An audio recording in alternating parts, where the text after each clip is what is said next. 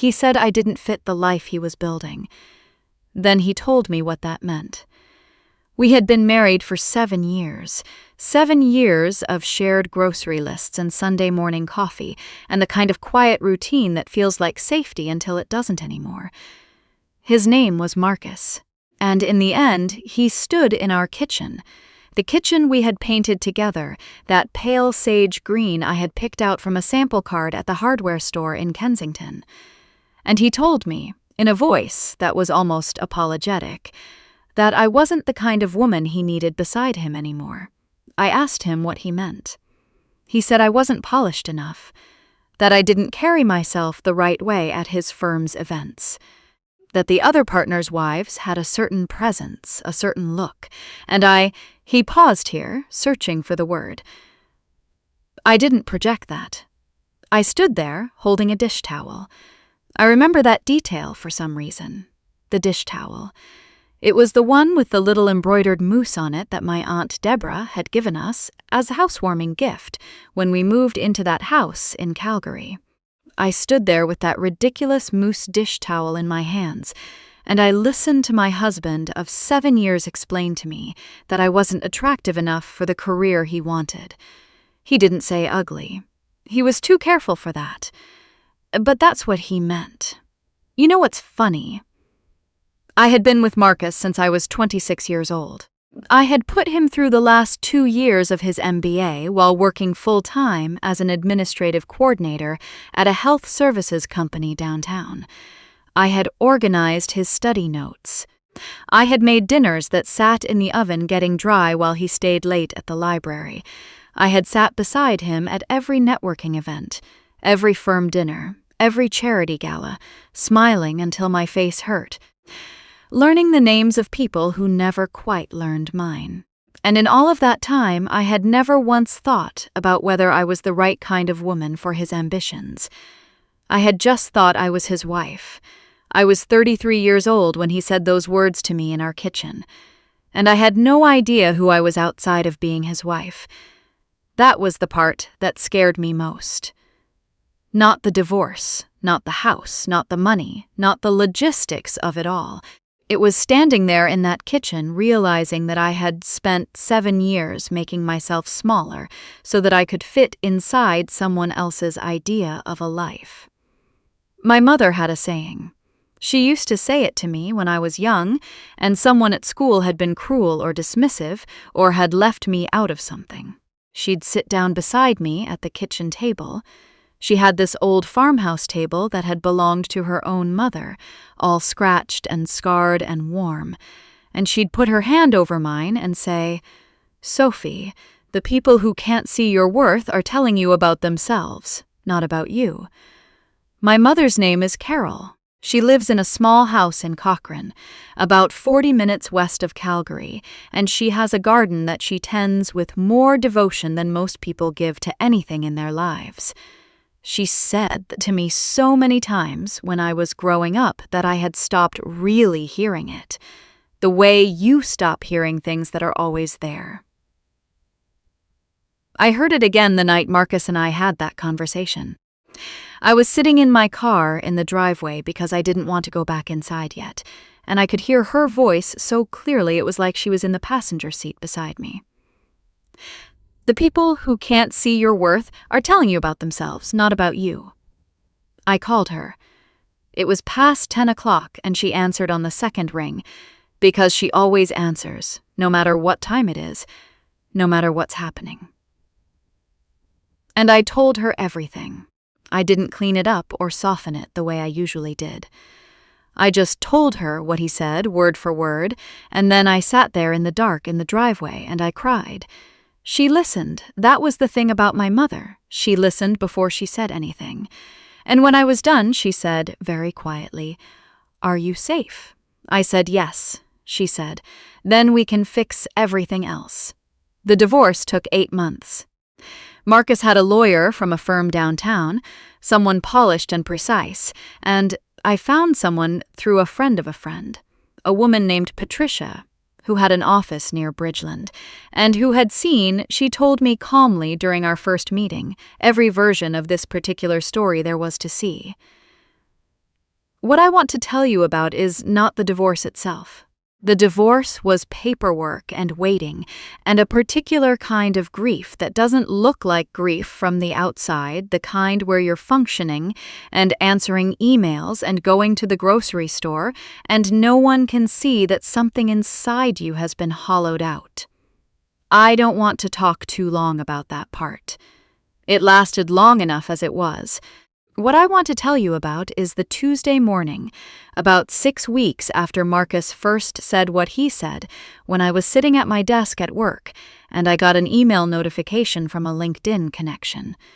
I almost didn't click on it, but I did. It was a profile update from someone Marcus worked with, a woman named Denise, someone I'd met at maybe 3 or 4 events over the years, who had always been perfectly pleasant, but who I wouldn't have called a friend. She had tagged Marcus in a post about a networking event, and in the comments, someone I didn't know had written a reply that mentioned Marcus and Jade.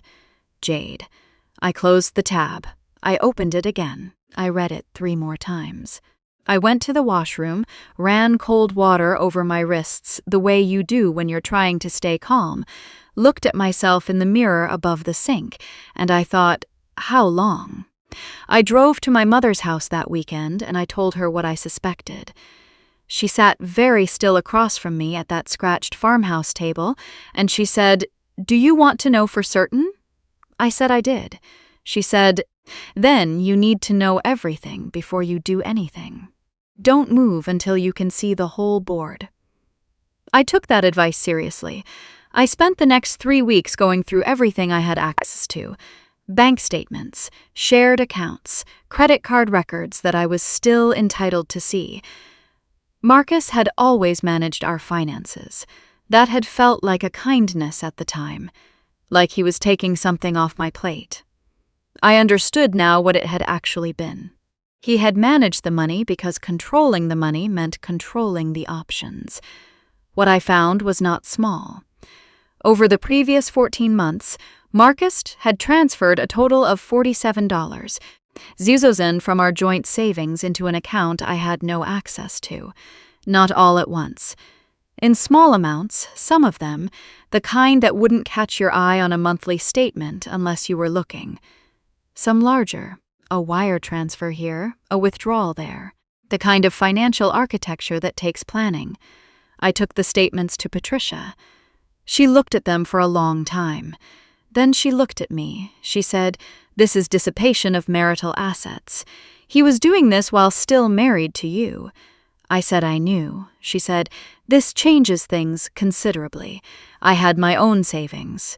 Not a dramatic amount, but something, about $22,000 that I had built up over the years in an account that had always been in my name alone, something my mother had insisted on when Marcus and I first got married. Always keep something that's yours," she'd said. "Not because you expect anything to go wrong. Just because a woman should always have a door she can open herself."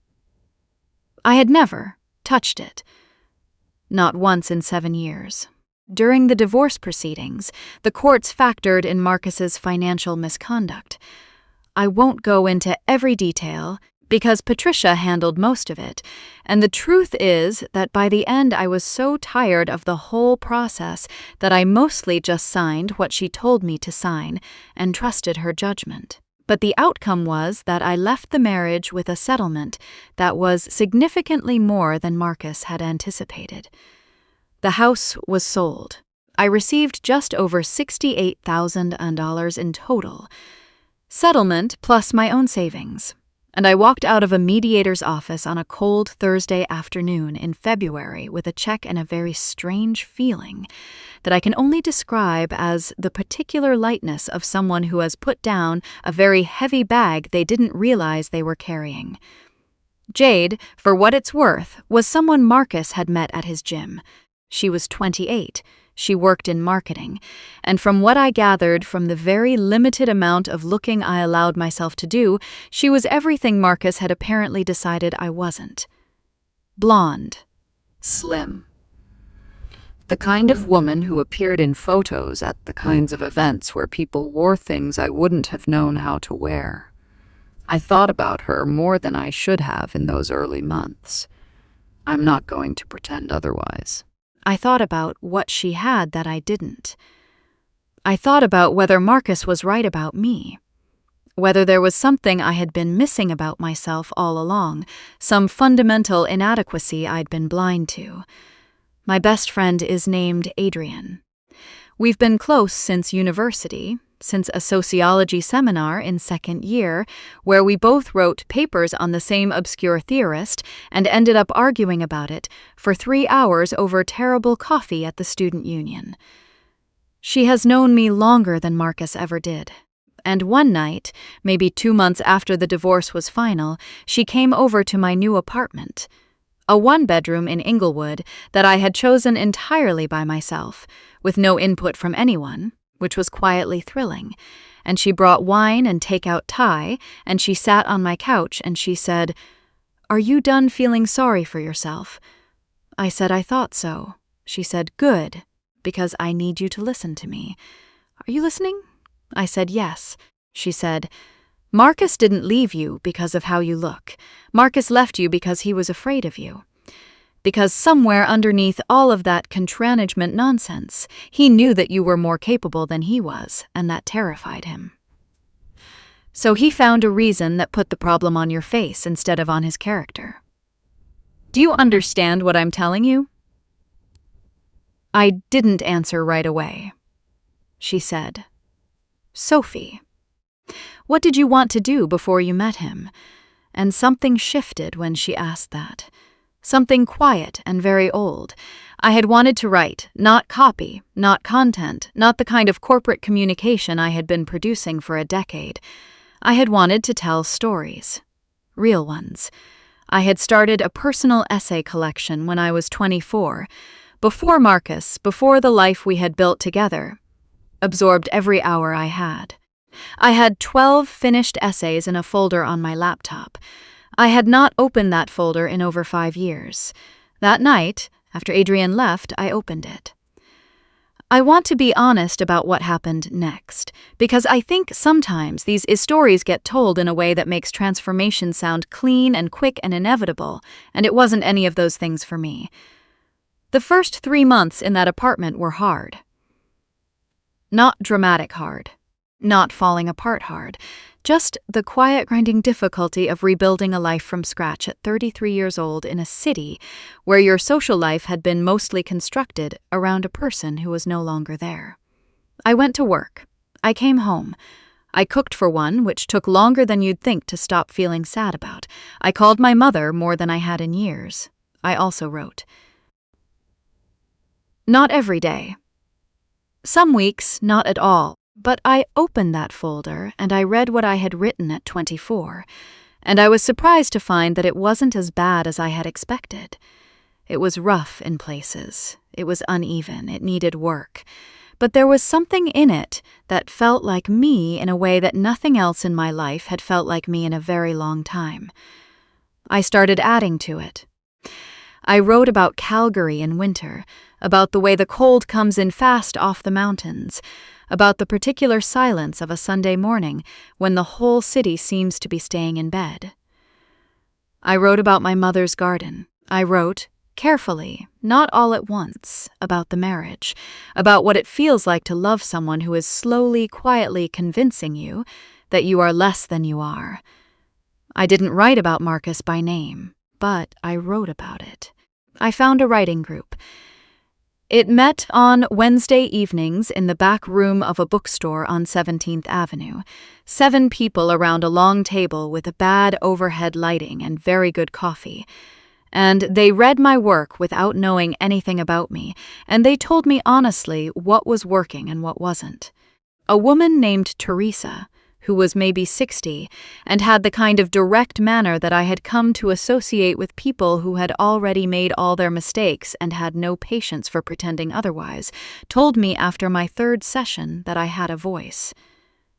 She said it matter-of-factly, the way you'd say someone had good timing or a good eye. She said, "You have a voice. You need to trust it." I submitted an essay to a Canadian literary magazine in October. A small one, Not Walrus or Maclean's, but a well-regarded literary quarterly that published the kind of writing I had always wanted to be part of. I told no one. I didn't want the weight of anyone else's expectations on it. I just sent it, and then I tried not to think about it. They accepted it 6 weeks later. I read the email 3 times standing in the kitchen of my apartment in Inglewood. Then I sat down on the floor. Not dramatically. I just needed to sit down somewhere solid. I sat on the kitchen floor for a few minutes, and I thought about my mother's farmhouse table and all the times she had sat across from me at it, and I thought about Adrian asking me what I had wanted before Marcus, and I thought about that folder that had sat unopened on my laptop for 5 years while I was organizing someone else's ambitions. Then I got up, put the kettle on, and started writing the next one. The essay was published in January. My mother bought 4 copies of the magazine and gave them to people without asking me first, which was embarrassing and also exactly what I needed. Adrian posted about it. A few people I hadn't spoken to in years reached out. One of those people was a woman named Claire, who I had known peripherally through work years ago, and who had since moved into publishing. She had read the essay. She asked if I had more. I told her I had 11 others. She asked if I'd be willing to have a conversation about them. That conversation happened over coffee at a cafe in the Beltline on a Thursday afternoon in March. About 14 months after Marcus and I had stood in that kitchen with the pale sage walls and the mousse dish towel, and he had told me I wasn't the right kind of woman. Claire was smart and direct, and she asked exactly the right questions. By the end of the coffee, she had asked to see the full manuscript. I want to be clear. This was not a guarantee of anything. Publishing is not fast, and it is not certain, and Claire was very honest about both of those things. She said she wanted to represent the collection, but that finding the right publisher would take time, and that even after that the process was long, and I should prepare myself for that. I said I understood. I had learned, in the past year, how to be patient with things that were worth waiting for. She signed me as a client in April. I should tell you about the morning I saw Marcus again, because it happened before any of the bigger things, and it matters. It was a Saturday in late September, about 17 months after the divorce was finalized. I was at the farmers' market in Hillhurst. I went most Saturdays when the weather allowed. It had become one of my favorite quiet rituals of the new life.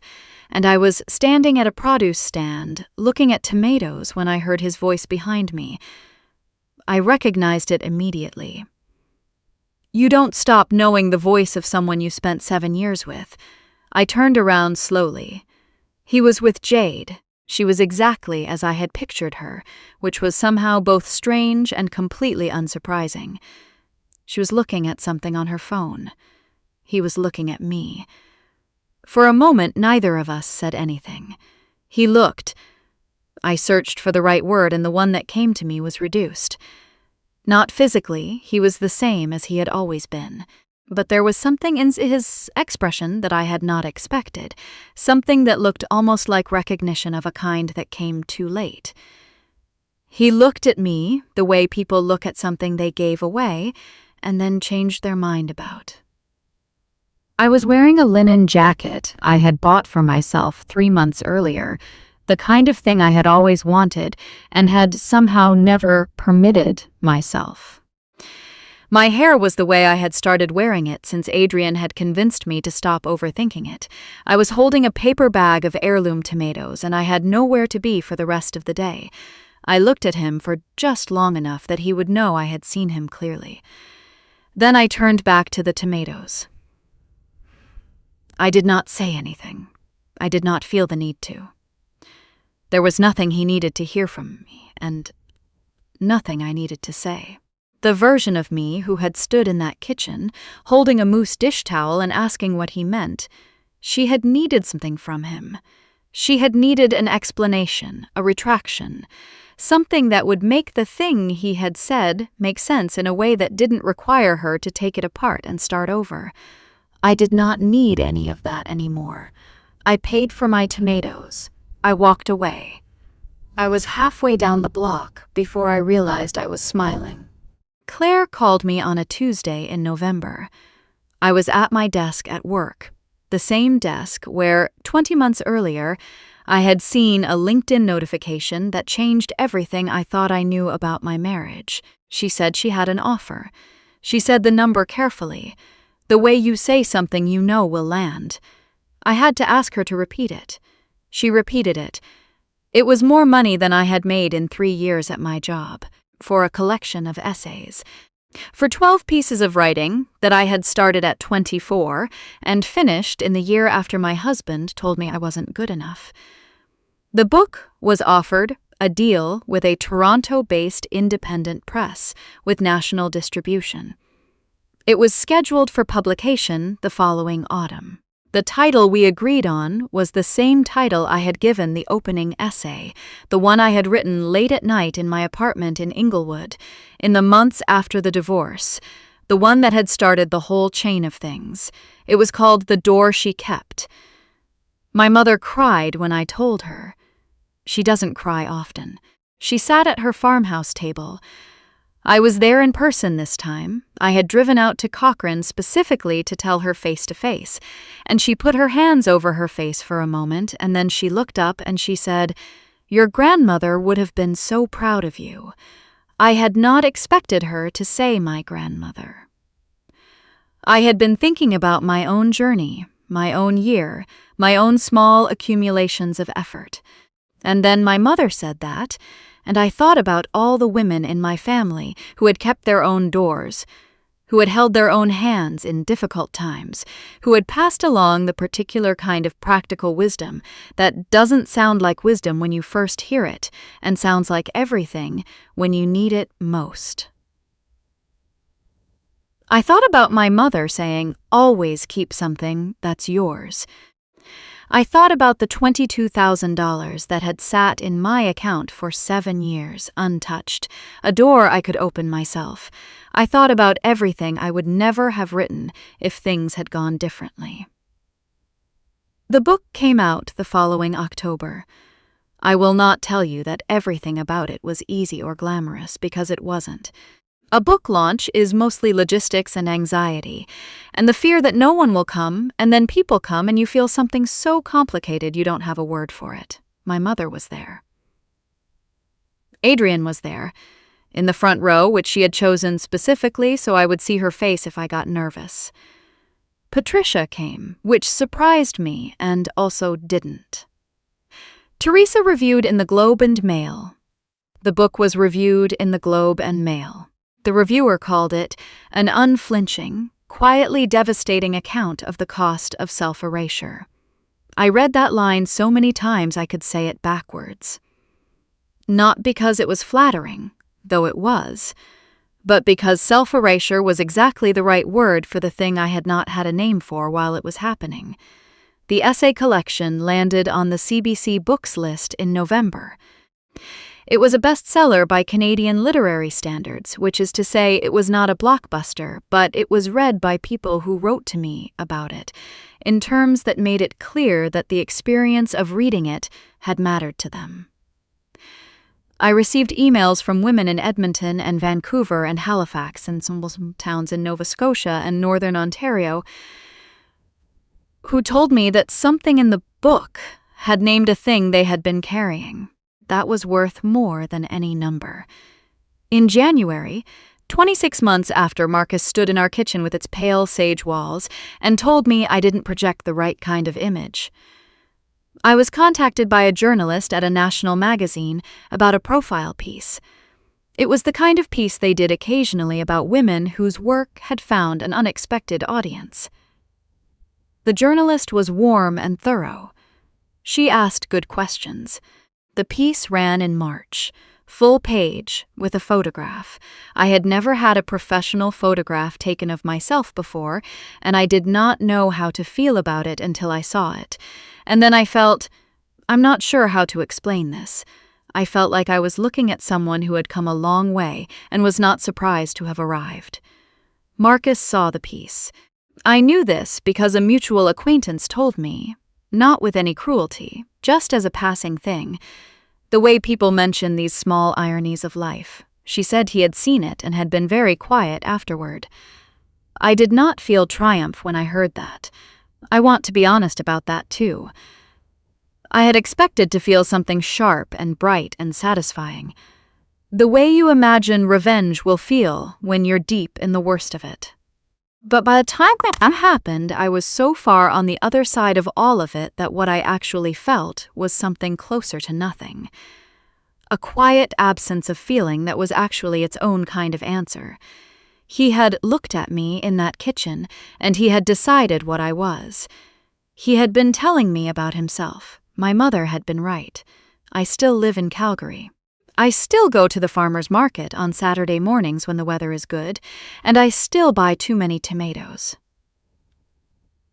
I have a new apartment now, larger than the Inglewood one, with east-facing windows that let in a particular kind of light in the mornings that I have tried to describe in writing, and not quite managed yet.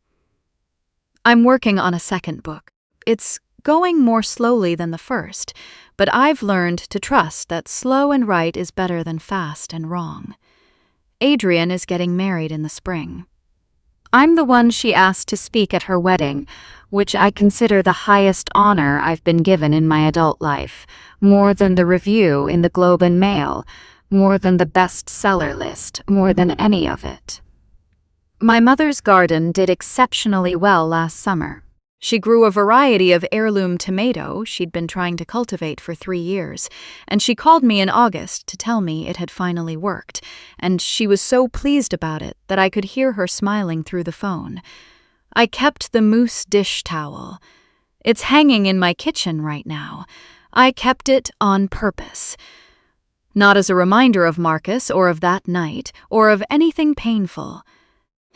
I kept it because it was from Aunt Deborah, and because it makes me think of the woman who stood in a kitchen, holding it not knowing yet what she was capable of. And I find that I have a lot of tenderness for her. She figured it out.